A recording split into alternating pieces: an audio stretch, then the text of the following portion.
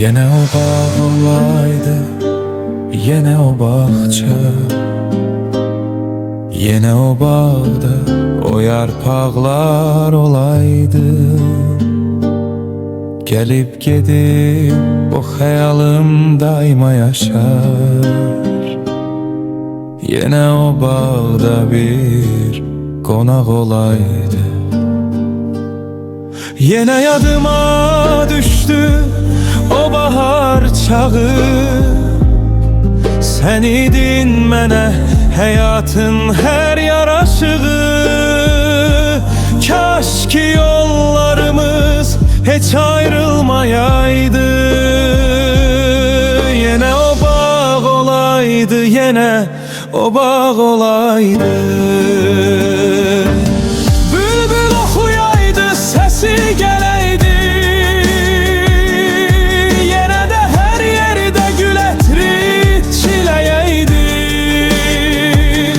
Mən sənə qul olaydım, sən mənə ağa. Yenə də o yollarda iz qalaydı. O günlərin həsrəti yandırır məni. Qəlbimdə yaşayır o bağın yerini.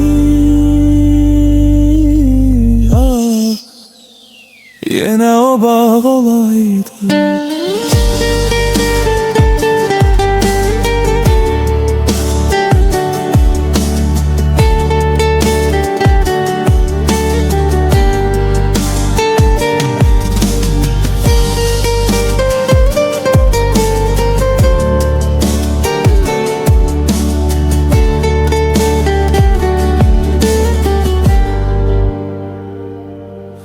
Yine yadıma düştü o bahar çağı. Sen idin mənə həyatın hər yaraşığı. Kaş ki yollarımız heç ayrılmayaydı.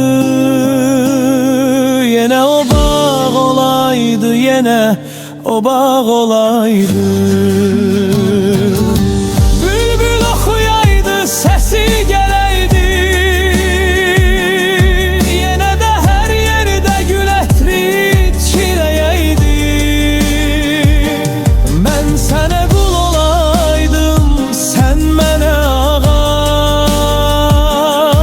Yenə də o yol orada iz qalaydı.